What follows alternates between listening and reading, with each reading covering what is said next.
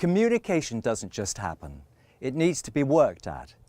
Think of the needs we have of communicating upwards, downwards, across, peer-to-peer, internally, externally, and think also of communicating with people that you get on well with and then those that you don't get on so well with. It can be a real challenge. So there are various barriers to communication that prevent us releasing our potential and actually achieving what we can. Now, the first of these barriers we won't worry so much about because that's related to your professional knowledge. That's a separate aside issue.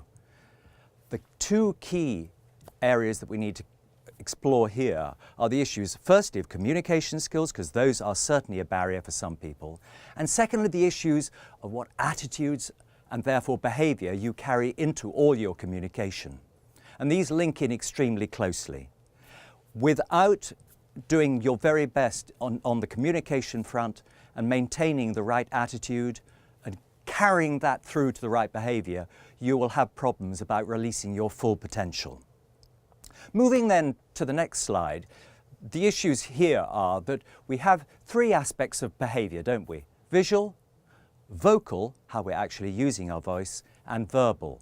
So the visual is everything to do with body language and how we carry ourselves and how we come across as best we can. These three have to match each other. If they don't match each other, if they're not, as we say, congruent, there will be a problem in the eyes of anyone looking at us and hearing us. So these need to be worked at, and I think we can all acknowledge that all of us have some aspect that we need to work on at some time. No one is perfect. There's always an area for improvement, whether, as I say, it's an aspect of your body language, your visual behaviour, whether it's to do with how you're using your voice, your tone of voice, whether you speak prominently and loudly and successfully, and also your choice of word. That's the verbal side. So communication is an incredibly rich area that everyone can work at. What you see there on this next slide is hugely detailed. I'm just saying here that it's an area that we all need to get better at, whether it's related to assertiveness, whether it's related to being more solution-centered rather than problem-centered.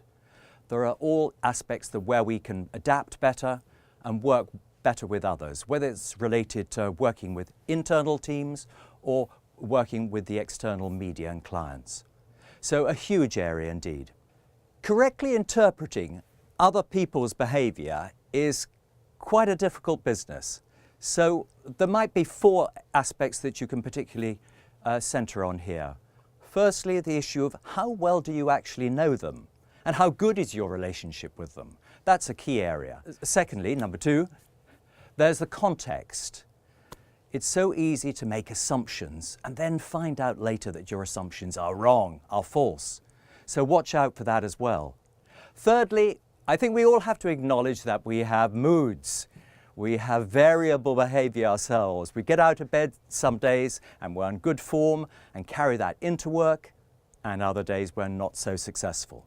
So mood control is a vital aspect of interpreting other people's behaviour, because they will have moods as well, and you have to deal with those. Finally, the fourth point here is making sure that your own attitudes, your own value systems aren't too fixed and set in concrete, because it could well be that you're wrong a lot of the time in how you're interpreting how others are behaving. So make sure that you're flexible enough and open-minded enough to be conscious that you need to adapt to other people's behaviour. Now, we looked at the barrier behaviour relating to attitudes and behaviour, and of course it's our value systems, how we see the world, that create our attitudes, which then create our behaviour. Now here you see items that relate to the unconscious. Here we're talking about things that we do naturally, things we do easily, we don't need to question them. You can walk down the road without falling over, but let's face it, you probably couldn't do that at the age of 6 months. So we have to make some assumptions about the world, and we all have gifts and abilities. Those are deep set, they're unconscious, we don't need to think about them, they work very well. The only problem here is that in this world where we have to adapt and change and communicate well with other people, we need to be aware that we need to make conscious changes. So here you see that we can make changes, but if we're going to make them, we need to think about them hard. We need to be aware and conscious and work at them. They need to be considered, and after a period of time, after a while, if we work at it, we can make those changes.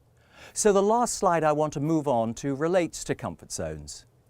It's a well-known concept, but it takes bravery to get through the fear zone, through the risk zone, to achieve our potential, to make breakthroughs, and realize that we can grow and develop.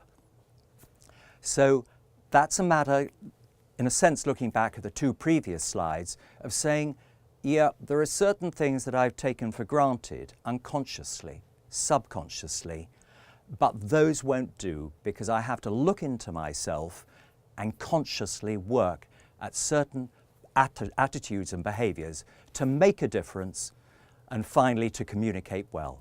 So there we have it. Communication goes so totally neatly with the attitude and the behaviour that we carry through at all times.